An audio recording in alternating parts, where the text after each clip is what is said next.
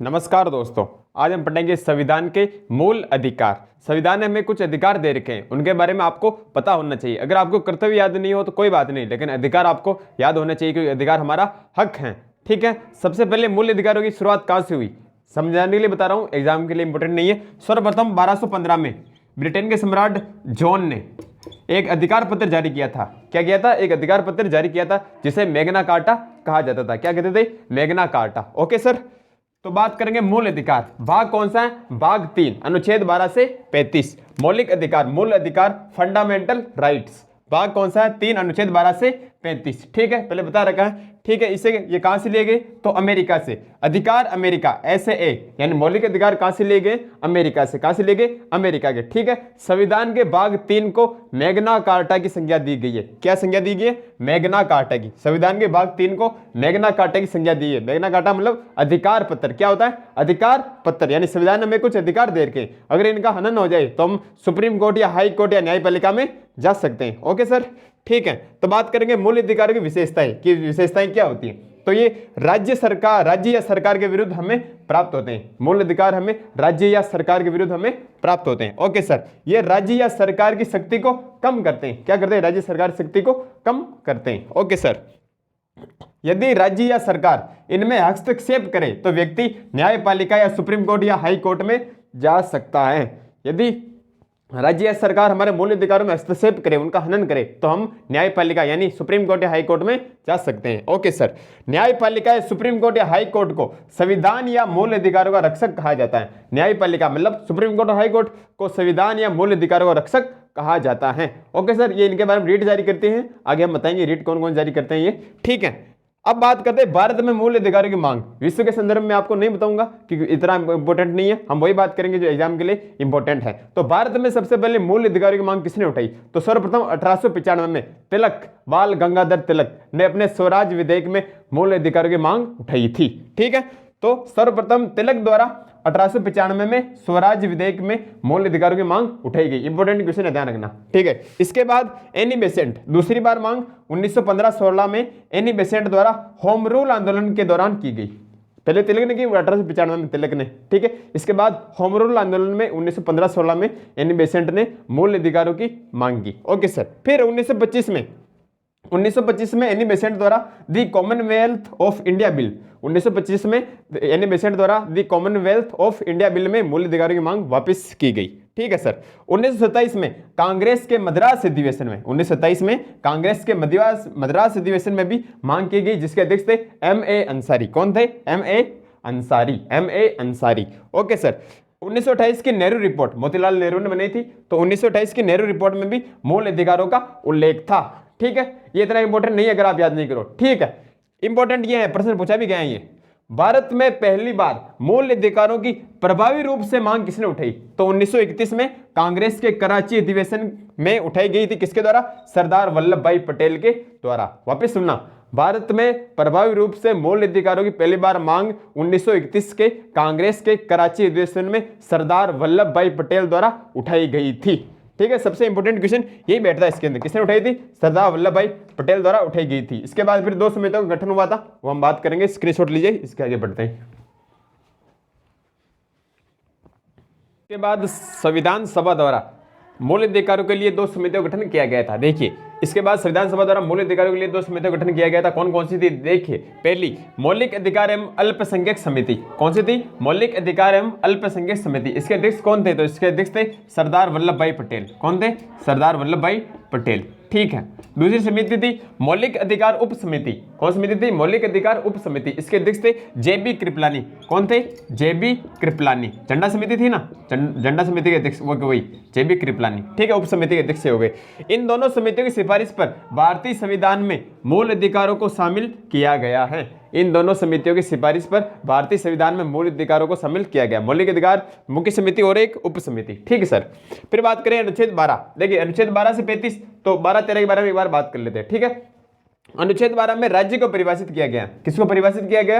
राज्य को। अब आप कहोगे राज्य जैसे राजस्थान, पंजाब, हरियाणा ये है सर? नहीं, राज्य का मतलब केवल राजस्थान या पंजाब, हरियाणा या ऐसे मध्य प्रदेश, इससे नहीं है। राज्य का एक विस्तार अर्थ है, विस्तृत अर्थ है। कौन कौन सा अर्थ है समझिए। देखिए, मैक्स वेबर के अनुसार, मैक्स वेबर हुए राजनीतिक, उन्होंने कहा कि कि एक निश्चित भूभाग पर स्थापित संस्था जिसे दंड देने का अधिकार हो वो राज्य कहलाता है। नेक्स्ट वेबर ने क्या कहा कि एक निश्चित भूभाग पर स्थापित संस्था जिसे दंड देने का अधिकार हो राज्य कहलाता है। देखिए संविधान के अनुसार निम्न इकाइयों को राज्य माना जाता है। संविधान के अनुसार निम्न इकाइयों को राज्य माना जाता है। पहली, संसद प्लस केंद्र सरकार, संसद प्लस केंद्र सरकार। दूसरी, विधानमंडल प्लस राज्य सरकार, विधानमंडल प्लस राज्य सरकार। देखिए तीसरी, स्थानीय स्वशासन यानी पंचायती राज व नगर पालिका। ठीक है। और चौथी, कोई निजी इकाई जो राज्य के लिए कार्य करे, कोई भी निजी इकाई जो राज्य के लिए कार्य करे, जैसे LIC NGO वगैरह होते हैं ना, तो LIC NGO वगैरह आदि। ठीक है, ये होगी राज्य की परिभाषा। ठीक है सर। अनुच्छेद 13 वेरी वेरी इंपॉर्टेंट अनुच्छेद है, वेरी वेरी इंपॉर्टेंट। इसमें न्यायिक पुनरावलोकन को समझाया गया। किसके बारे में परिभाषित किया गया? न्यायिक पुनरावलोकन को परिभाषित किया गया। अब सर न्यायिक पुनरावलोकन क्या होता है, हमें नहीं आता, बताइए आप। देखिए अनुच्छेद 13 के अंदर न्यायिक पुनरावलोकन को समझाया गया। ये लिया गया अमेरिका से। कहां से लिया गया? अमेरिका से। इसका तात्पर्य यह है कि अगर संसद द्वारा बनाया गया कोई कानून हम नागरिकों के लिए, आम आदमी के लिए मूल अधिकारों का उल्लंघन करता हो तो हम उसके लिए सुप्रीम कोर्ट या हाई कोर्ट या न्यायपालिका में जा सकते हैं। संसद द्वारा बनाया गया कोई कानून, संसद द्वारा बनाया गया कानून अगर आम आदमी के मूल अधिकारों का हनन करता हो तो हम सुप्रीम कोर्ट या हाई कोर्ट या न्यायपालिका में जा सकते हैं। ठीक है, तो समझिए अनुच्छेद 13 न्यायिक पुनरावलोकन परिभाषित किया गया है। अर्थ क्या है इसका? संसद द्वारा बनाया गया कोई कानून यदि संविधान या मूल अधिकारों का उल्लंघन करता है तो उस बनाए गए कानून को न्यायपालिका या सुप्रीम कोर्ट या हाई कोर्ट रद्द कर देती है। न्यायपालिका, सुप्रीम कोर्ट, हाई कोर्ट रद्द कर देती है। ठीक है। न्यायिक पुनरावलोकन कहां से लिया गया शब्द? तो न्यायिक पुनरावलोकन शब्द अमेरिका से लिया गया है। इंपॉर्टेंट है ना। और न्यायिक पुनरावलोकन की शक्ति किसमें निहित है? अगर प्रश्न आपसे पूछ ले कि न्यायिक पुनरावलोकन की शक्ति किसमें निहित है, तो ये न्यायपालिका यानी सुप्रीम कोर्ट या हाई कोर्ट में निहित है। न्यायपालिका या सुप्रीम कोर्ट या हाई कोर्ट में निहित है। ठीक है। न्यायपालिका के न्यायिक पुनरावलोकन के दो रूप मिलते हैं, आगे बताता हूं, स्क्रीनशॉट लिए आगे बात करते हैं।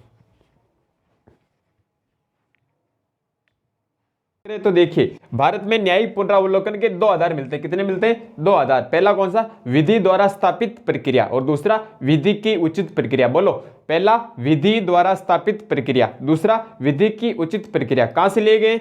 विधि द्वारा स्थापित प्रक्रिया मैंने बताया था आपको संविधान के स्रोत में, जापान से ली गई है। कहां से ली गई? जापान से। और विधि की उचित प्रक्रिया अमेरिका से ली गई है। कहां से ली गई? अमेरिका से ली गई है। ठीक है सर। अब आपको विशेष लगा के पॉइंट लिखना कि विधि की उचित प्रक्रिया भारतीय संविधान में कब जोड़ा गया? तो एक मेनका गांधीवाद हुआ था, मेनका गांधीवाद, उसके दौरान ये जोड़ा गया। तो देखिए विशेष लगा के लिखना, विधि की उचित प्रक्रिया भारतीय संविधान में मेनका गांधीवाद के दौरान शामिल किया गया। ठीक है, विधि की उचित प्रक्रिया को। Okay sir. फिर हम बात करेंगे संविधान के प्रारंभ में, जब संविधान बना था कितने मूल अधिकार थे? तो 7 थे। कितने थे? 7। लेकिन वर्तमान में कितने? 6। तो एक कैसे हटाया गया? तो 44वां संविधान संशोधन 1978, मोरारजी देसाई की सरकार हुआ करती थी, है ना। 44वां संविधान संशोधन 1978 मोरारजी देसाई सरकार के समय संपत्ति के मूल अधिकार को हटा दिया गया। कौन सा अधिकार? संपत्ति का मूल अधिकार को हटा दिया गया, संपत्ति के मूल अधिकार को। ठीक है। तो वर्तमान में कितने मूल अधिकार हैं? 6 मूल अधिकार हैं। जबकि संविधान शुरू हुआ था उसमें कितने थे? 7 मूल अधिकार थे। ठीक है। तो संविधान के प्रारंभ में 7 मूल अधिकार थे। 44वें संविधान संशोधन, वेरी वेरी इंपॉर्टेंट, याद होना चाहिए आपको।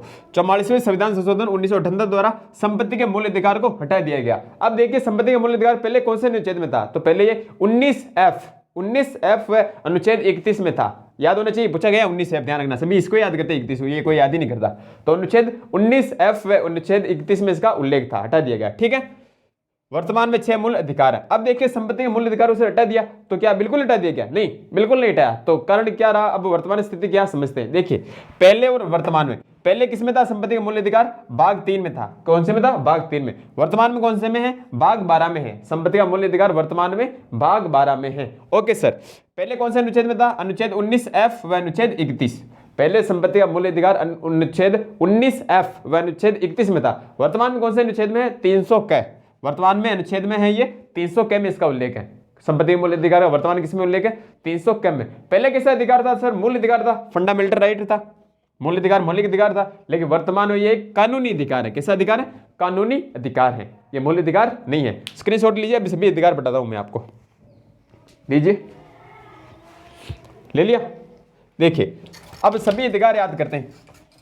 देखो स्टेप बाय स्टेप अगर आप पढ़ोगे बेसिक तरीके से, कोई ट्रिक व्रिक नहीं चाहिए, क्योंकि ट्रिक कितनी बना लोगे? बहुत सारे सब्जेक्ट पढ़नी पड़ती है आपको, एक तो पढ़नी है नहीं। तो ट्रिक वही बनाता हूं मैं जहां पे आवश्यकता होती है, वरना अगर आप बेसिक से बड़े लेवल की तैयारी कर रहे हो तो आपको बेसिक कॉन्सेप्ट आपके क्लियर होना चाहिए। अगर आपको नौकरी लगना है तो आपका बेसिक कॉन्सेप्ट क्लियर तो होना ही चाहिए, वरना क्या मतलब। देखिए अब बात करते हैं अधिकार। पहले 7 है, अब 6 हैं। कैसे याद करें? 1 2 3 4 5 और ये सर 6। सबसे पहले कौन सा अधिकार? समानता का अधिकार। कौन सा अधिकार है? समानता का अधिकार। कौन सा अधिकार है? समानता का अधिकार। समानता का अधिकार, ठीक है सर। अनुच्छेद 12 13 हमने पढ़ लिया। 12 में राज्य, 13 में न्यायिक पुनरावलोकन। तो ये किससे शुरू होगा? अनुच्छेद 14 से। अनुच्छेद 14 से। 14 से कहां तक है? 18 तक।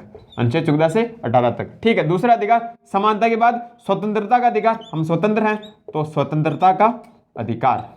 स्वतंत्रता का अधिकार। स्वतंत्रता का अधिकार। अनुच्छेद 19 से 22। अनुच्छेद 19 से 22, ठीक है, ऐसे लिख रहा हूं शॉर्टकट में। फिर स्वतंत्रता के बाद शोषण के विरुद्ध अधिकार। किसके विरुद्ध? शोषण के विरुद्ध। हमारा कोई शोषण नहीं कर सकता। शोषण के विरुद्ध अधिकार। शोषण के विरुद्ध अधिकार, ठीक है सर। अनुच्छेद बताइए, अनुच्छेद 23 24। 23 24, ठीक है सर। चौथा अधिकार कौन सा है? तो इसके बाद आएगा धर्म कितने? 4 हैं, हिंदू मुस्लिम सिख ईसाई, ऐसे याद कर लो। तो चौथे नंबर पे कौन सा अधिकार है? धार्मिक स्वतंत्रता का अधिकार। धार्मिक स्वतंत्रता का अधिकार। धार्मिक स्वतंत्रता का अधिकार 25 से 28, ठीक है। फिर आता है शिक्षा व संस्कृति का अधिकार। शिक्षा व संस्कृति का अधिकार। देखो कौन सा? अनुच्छेद 29 से 30, 2 अनुच्छेद हैं। और अंतिम में है सभी का उपचार करेंगे। अगर आपको कोई समस्या है, आप उपचार करोगे इसका, तो संवैधानिक उपचारों का अधिकार। कोर्ट में जाओगे ना, तो संवैधानिक उपचारों का अधिकार। संवैधानिक उपचारों का अधिकार। अनुच्छेद 32, क्योंकि 31 हटा दिया, 31 संपत्ति का था, हटा दिया, तो बचा कौन सा? अनुच्छेद 32। अनुच्छेद 32। फिर आते हैं सर, आप कहोगे 35 तक अनुच्छेद है, 3 अनुच्छेद और कौन से? 33 34 35। तो सैन्य प्रशासन संबंधित है, इतना कोई इंपॉर्टेंट है नहीं। मूल अधिकार बेस यही है और ये आपको याद होना चाहिए। पहले सबसे पहले समान कर दिया सभी को, समानता का अधिकार, अनुच्छेद 14 से 18। फिर दूसरा स्वतंत्रता का अधिकार, अनुच्छेद 19 से 22। तीसरा शोषण के विरुद्ध अधिकार, अनुच्छेद 23 से 24, ओके। चौथा धर्म कितने? 4, हिंदू मुस्लिम सिख ईसाई, 4 मुख्य धर्म है, ठीक है। तो धार्मिक स्वतंत्रता का अधिकार 25 से 28, ठीक है। फिर पांचवा शिक्षा व संस्कृति का अधिकार, अनुच्छेद 29 30। और अंतिम में संवैधानिक उपचार करेंगे, इसका कोई समस्या हो तो संवैधानिक उपचारों का अधिकार अनुच्छेद 32। अनुच्छेद 32। 31 क्यों नहीं है? क्योंकि 31 में संपत्ति का अधिकार था, 19 है, 31 में संपत्ति का अधिकार था, वो हटा दिया सर, ठीक है। अब कुछ पॉइंट आप याद होने चाहिए आपको। देखिए मूल अधिकार किस अर्थ में है? सकारात्मक अर्थ में क्या सर? नहीं, ये नकारात्मक अर्थ में। किस अर्थ में है? नकारात्मक अर्थ में। सर नकारात्मक अर्थ में क्यों है? क्योंकि राज्य या सरकारी शक्ति कम करते हैं, करते नहीं करते, हमें प्राप्त है तो व्यक्ति को, तो इसलिए ये नकारात्मक अर्थ में। वाद्य योग्य है क्या? तो सर बिल्कुल वाद्य योग्य है। हम इसके खिलाफ सुप्रीम कोर्ट या हाई कोर्ट या न्यायपालिका में जा सकते हैं, तो ये वाद्य योग्य है, ठीक है। ये पॉइंट भी आपको याद होना चाहिए। कैसा आपको लगा? ये बेसिक सा कॉन्सेप्ट था इसका। अब एक एक मूल अधिकार मैं आपको पार्ट में बताऊंगा अगले वीडियो के अंदर, ठीक है। धन्यवाद।